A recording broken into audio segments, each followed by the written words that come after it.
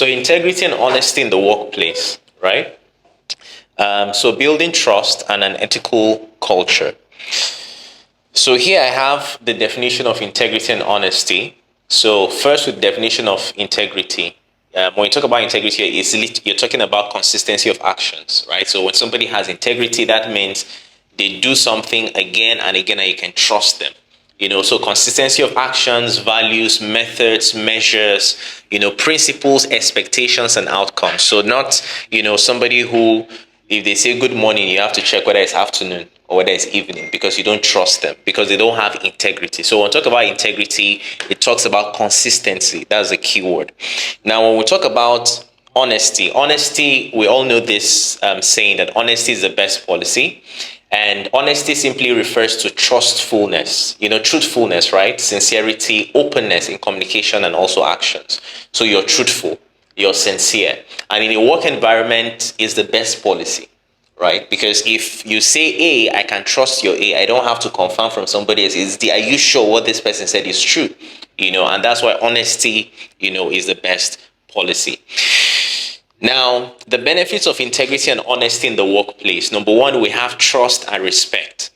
It gives you trust and respect even amongst your colleagues, because as we're here now, I used to tell people that the best person who can tell who you are is the people you live with, right? So in the same way too, in the work environment, the persons who can really tell who you are, how good, how trustworthy you are the people you work with. They can say, okay, this person, I know that she's trustworthy. I know that he's trustworthy because they've actually worked with you.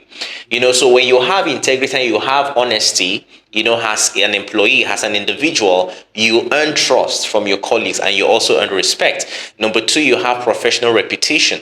People can say, this is who this person is. You go on LinkedIn, for example, you have people say, oh, write this for me, write a review for me, or write this for me. Your colleagues can say, of a truth this person has. It's not the one that you're writing and say, God, this thing I'm saying about this person is not true, because they feel that the person is dodgy. So you have professional reputation, you have enhanced credibility because people can trust you. You have increased responsibility and autonomy. If somebody is doing well in something that is small, you can trust the person with something big. But if I give somebody, let me say I give somebody, for example, 1,000 naira, and I know that what the person bought was 500 naira, and the person just keeps quiet and does not say, oh, I actually bought this. If I give the person 1 million tomorrow, the person will say it's normal. So if you're faithful in little, you'll be faithful in much. So it's the same thing also. It's just like we have a challenge in our nation where we say, oh, politicians steal money, they steal billions. They did not start with stealing billions. Some of them were civil servants before, that they were stealing 1,000, they were stealing 500 naira. When they got billions, they're stealing billions, because there's no integrity, there's no honesty. So it brings about increased responsibility and autonomy because people can trust you and you have increased responsibility. Positive work culture. People, if there's integrity, there's honesty, the work culture will be positive because everybody knows that I can trust my colleague, I can trust my my fellow neighbor with information, I can trust them with this and that, and they know that you have integrity. Personal fulfillment, and then long-term success. One of the things that a lot of people don't look at is most of the time people are short-sighted. The person you work with today, you don't know in the next 5 years, you might see jam, even if you're no more working together. In the next 10 years, you might see jam. It may not even happen in the next 10 years. It might even be your children. And then imagine somebody was dubious to someone, and the person told his children, they say, your father, what I heard about your father is not... Do you understand? So honesty is not just about now. It's a long-term thing. There are people I've done things with that I know that, no matter what, I'll never do anything with them because I know that they were dubious. So that is the same thing. So when you have integrity, when you have honesty, it brings about personal fulfillment because nobody can say anything bad. Even if they say, they are just saying it for, it's just, let's use somebody that we have today in our political scene, Peter Obi. No matter what they say, his integrity is out there. Do you understand? So people might concoct things and concoct things, but they know that it doesn't hold water because he has personal integrity. And that is long-term success. There are things, for example, because he wanted to campaign, they are bringing out things of 2004. To the things you thought you've forgotten. Is tomorrow when you come to the limelight that you now begin to see different things lying from different places. But if you have integrity, you have nothing to fear. EFCC cannot come. He's the only governor that EFCC has never come after. because of integrity and honesty. So it brings about long-term success and also personal fulfillment, to you as an individual. Core principles of integrity: transparency, number one. You're open, you're truthful in your dealings. So if I tell you this is how much this thing costs, I'm being sincere. Accountability, taking responsibility for your actions. You take responsibility, right? If you do anything, you take responsibility. If you are wrong, you correct it. You don't throw blame around, you take responsibility. Fairness, you treat everyone equitably and justly. There is no segregation. We're not much, in the office right now. But in big offices, sometimes one of the things that you have is you begin to have cliques. These ones, they have cliques. Politics in the office, that's what they call it. But when you, as a leader, let's say, for example, you happen to be overseeing a unit, you don't now begin to have favoritism. When you're somebody of integrity and honesty, you treat people equally. Fairness. Then consistency, aligning actions with stated values consistently. You're consistent in your actions. Your values are consistent and there is no flip-flopping. Now, the role of leadership: you lead by example. Everybody here is a leader, whether you like it or not. Tomorrow you would have people you lead over. Whether it's in the workplace, whether it's in your house, your home, you must be somebody who, if you're going to be somebody of, honesty, if you're someone of, high honesty or honesty and integrity, then you lead by example. Then you establish policies and implement clear policies and procedures that promote ethical behavior. If you're leading, for example, an environment, a unit or whatever it is, then you encourage reporting. So you create a culture where employees feel safe to report on ethical behavior, right? So building an ethical culture, training and development, this one is for us. That's one of the reasons why we do these things, right? Because you get to learn. I also get to learn. So training and development, recognition and rewards, as much as possible, we recognize honesty and recognize integrity. Those are some of the things we'll be promoting by God's grace this year. Then open communication, encourage open dialogue about ethical dilemmas. So if you have issues, don't be afraid. You see, it's timidity when you see something wrong and you're afraid to confront the person. You tell the person in humility. Let me give you an example. Let me say I see Virtue doing something that I know you shouldn't not be doing. I'll not come and say, Virtue, you should not be doing that, blah, blah, blah, as if I'm self-righteous. No, I'll say this is, like you respectfully, you correct the person. No, this should not be done this way. I think we can do it better this way, or this should not be done. This is wrong. You understand? When you have integrity and you're an honest person, that's how you communicate with people. You don't try to, overlook it and you see somebody doing something wrong. You correct the person. So that's how to build an ethical culture. And then consequences of ethical lapses. I've gone beyond 5 minutes, 7 minutes.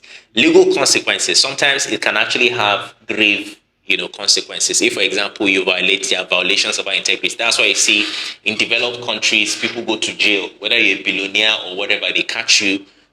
Maybe you're defaulting on, taxes or whatever, or maybe your business, whatever, there are legal consequences. Reputational damage, it comes also reputational damage for the individual and sometimes for the organization. So if as an organization, for example, we don't treat people sincerely, it can come with consequences. That's why some time ago, we've had situations here in the organization where we had to make refunds. Because for me, all those things I don't like people having issues. If something goes wrong, we make the refund to the person, and that's it. Because you have to be someone of integrity and honesty. So if somebody goes somewhere, they cannot say something bad about you because they know that you did not play them like this. You're straightforward. Employee disengagement, ethical lapses can lead to decreased morale and productivity. If, for example, the organization is also playing hanky-panky with employees, it can also lead to decreased morale and productivity. Now, there are some quotes here from famous people. Albert Einstein said, whoever is careless with the truth in small matters cannot be trusted with important matters.